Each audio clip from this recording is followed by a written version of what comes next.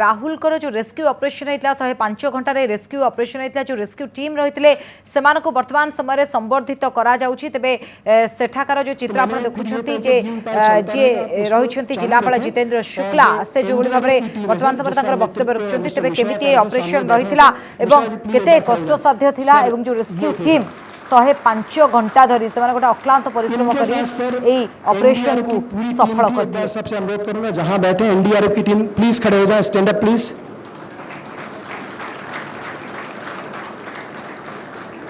इनके साथ साथ सर हमारे जो डीआईजी एसडीआरएफ थे वो भी पहुंच चुके थे सर। उनकी वजह से जो एसडीआरएफ की टीम थी, प्लीज खड़े हो जाए एसडीआरएफ की टीम के लोग। ये टीम थी सर जो वहां हमारे साथ में लगातार काम को जब हमने चालू किया ये स्टार्ट कर गई थी सर। इस बीच सर कमांडर मोहंती से जो चर्चा हुई थी तो इनके मेजर गौतम और कर्नल साहब भी पारिक वो भी सर प्लीज ये दोनों भी पहुंच गए थे सर। मैं यहीं पे एक छोटा चीज बताऊंगा सर कि मेजर गौतम के यहाँ जब ये पहुंचे उसके पहले दिन ही यहाँ पे इनको पुत्री डॉटर हुई थी सर, बच्ची हुई थी और इनकी पत्नी थी। और जब इनको सूचना मिली कमांडर मोहंती की ओर से कि तुम जाओ, इनकी बच्ची का तबीयत खराब था सर। ये वहाँ सर उसको बच्ची को यहाँ छोड़ करके सिर्फ पत्नी और इनकी बच्ची थी छोड़ के गए। और जब वहाँ गए और हम नेक्स्ट दिन मैंने इनसे पूछा कि तबीयत कैसा है उनका, तो ये बता लगी पत्नी का भी तबीयत खराब हो गया है। ये हालात ऐसे थे सर, मैंने बोला कि आप यदि चाहें तो हो के आ सकते हैं। इन्होंने कहा नहीं, जब तक ऑपरेशन पूरा नहीं होगा I will be here. Please इनके लिए भी तालियां बजनी चाहिए। ये सर हमारे सिस्टम के हीरो थे सर, बट इसके बियॉन्ड में सर एक्चुअल में इनके निर्देशन में एक ऐसा फोर्स था जिसको हम अनसंग हीरो कहते हैं सर। उनकी जो गाथा है सर वो वाकई में ऐसा है कि जैसे ही आपका सर जो वीडियो कॉल आया सर, तो वीडियो कॉल में पहले ये तय हुआ कि घर के अंदर ही आप बात कर लें, पर दोबारा में मैंने सर उस वीडियो कॉल को सबके सामने लिया था कि माननीय मुख्यमंत्री कितने संवेदनशीलता से इस पूरे परिदृश्य को देख रहे हैं। और वहाँ आसपास के सभी लोगों को जब मैंने बताया सर तो सब लोग इतने रोमांचित हो गए कि बोले हम कुछ भी करेंगे पर इस अभियान को आगे लेके जाएंगे। सर ऐसे ऐसे लोग हैं, एक बच्चे को नजरुल है ना, वो जो बच्चा जिसने उठाया था, कहाँ है सर? वो है, इधर आ जाए प्लीज, सामने, यहाँ सामने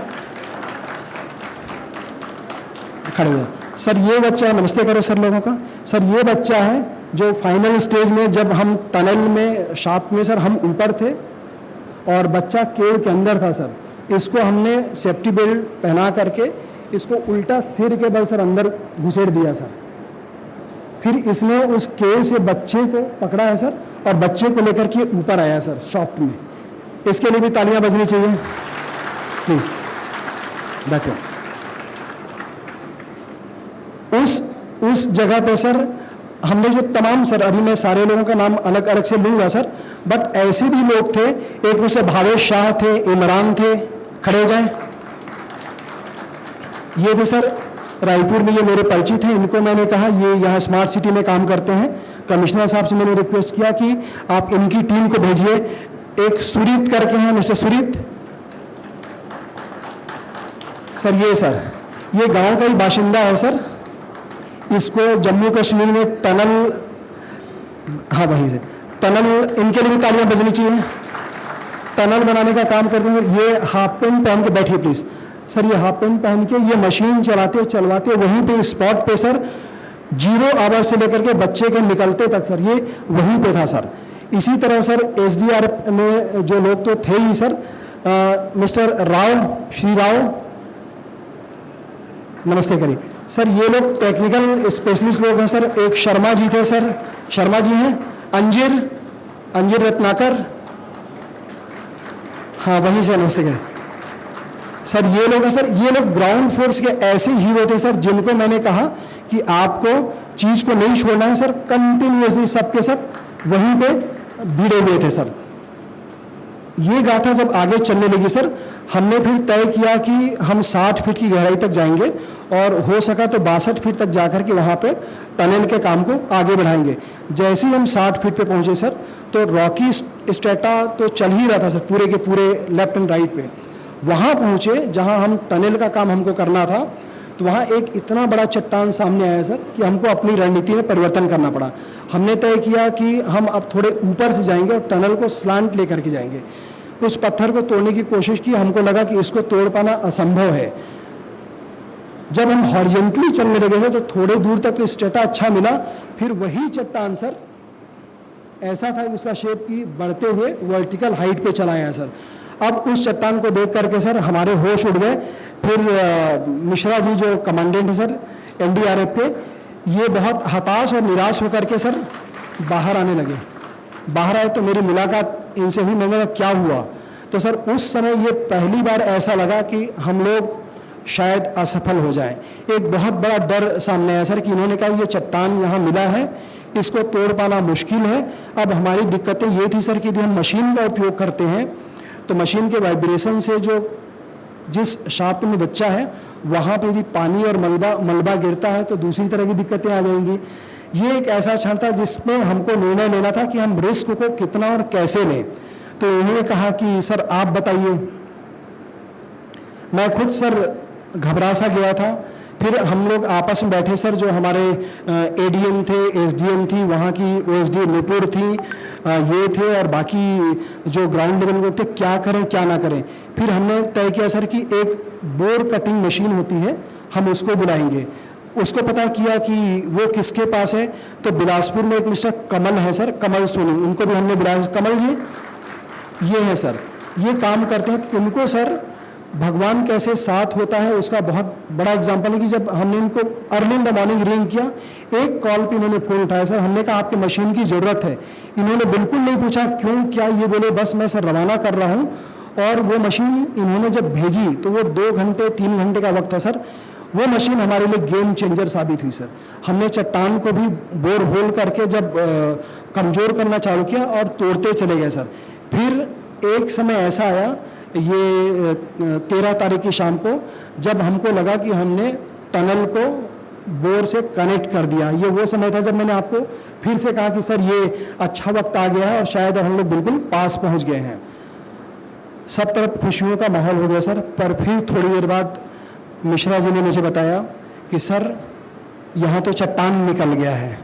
और वो चट्टान इतनी दूरी पे था सर कि यदि हम उसको फिर से मशीन से करते तो नीचे दिक्कत थी, मशीन का इस्तेमाल नहीं करते तो उसको तोड़ पाना संभव नहीं हो पा रहा था, क्योंकि टनल के अंदर जो वर्किंग स्पेस है इतना कम हो गया सर कि मैं सर आपको फोटोग्राफ शेयर करूंगा कि हमारे जो एनडीआरएफ के जवान हैं वो घुस करके सर लेटे हुए कंडीशन में थे और उसको तोड़ते थे।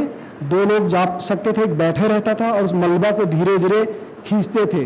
तो हमको लगा कि इस तरह के अभियान को हम आगे चलाएंगे तो फिर ये तो पॉसिबल ही नहीं है, क्योंकि बच्चे की तबीयत में सर फिर खराबी आनी चालू हो गई थी। बच्चा सवेरे 5 बजे से उसने सर कुछ भी खाना पीना बंद कर दिया था और वो अंदर अपने आप को गुफा के अंदर ले गया था। इसी समय सर वो जो फोटोग्राफ मैंने शेयर किया था जिसमें रसेल वाइपर, बच्चा इतना अशक्त हो गया था कि वो लेटा हुआ था और उसके यहाँ पे सर वाइपर सांप उसके शरीर पे रेंग रहा था। अब उसको जब हमने देखा तो समझ नहीं आया क्या होगा क्या नहीं होगा।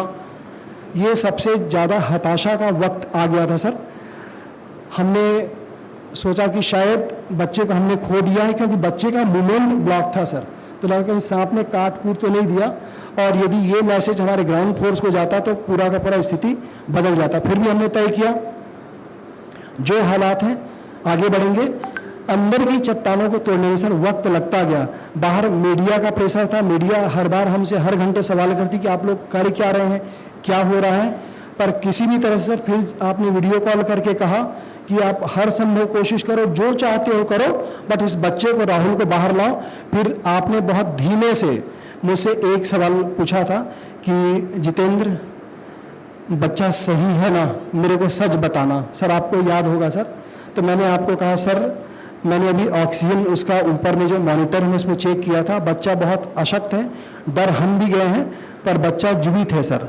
तो मैंने जितेंद्र जो कोशिश करो, बच्चे को बस तुम जिंदा बाहर ले आओ, बाकी और मुझे कुछ नहीं चाहिए, बाकी कुछ नहीं चाहिए।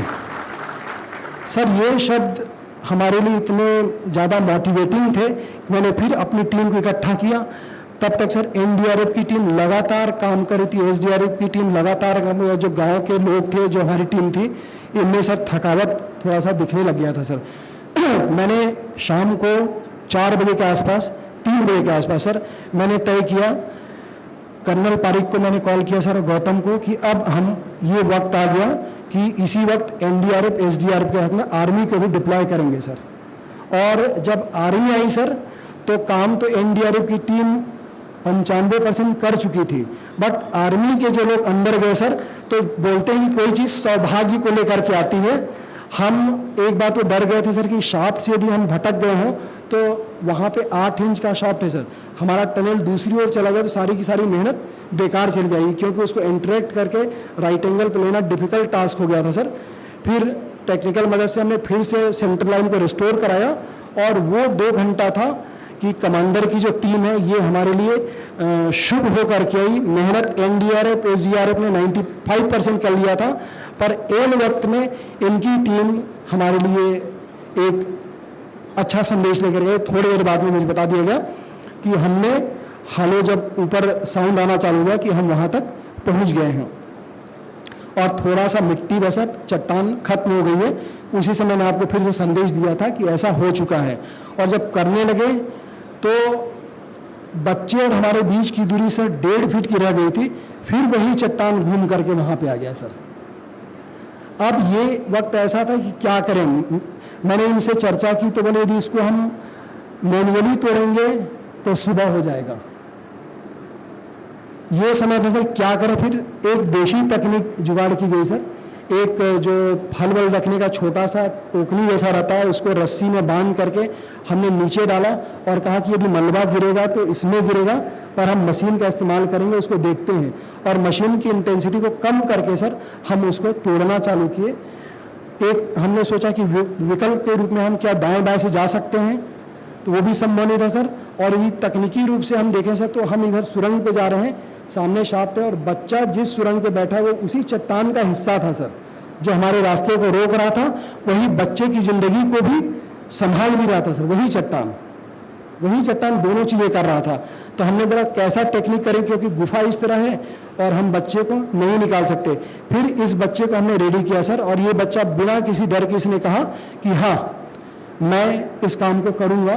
फिर थोड़ी से मलबे को, मिट्टी को निकाल कर किसी ने 3-4 घंटे लगे सर। रात को 10:30 पे फिर बच्चा हमको दिखने लग गया।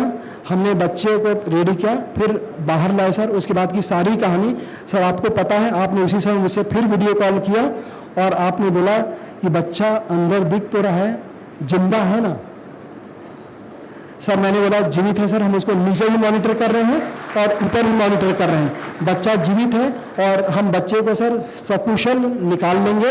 तब आपने कहा कि निकाल लेंगे ये पर्याप्त नहीं है जितेंद्र, आप एक चीज की और व्यवस्था करिए, 1 नहीं 2 नहीं 3 नहीं 4 एम्बुलेंस लगाओ। मैं बोला सर एम्बुलेंस अच्छे कंडीशन का लगाया है। सर ने उस समय कहा कि इतने खतरों को तुमने झेला, इतने चांसेस लिए हैं, आपको इस बात को भी सुनिश्चित करना है कि एम्बुलेंस रास्ते में ना बिगड़ जाए। बोले इतने और से इतनी विषम परिस्थितियां हैं, एम्बुलेंस रास्ते में ना बिगड़ जाए, आप उसकी व्यवस्था करिए। और पूरा यहाँ से बिलासपुर तक ले जाने के लिए आप ग्रीन कॉरिडोर की व्यवस्था करिए।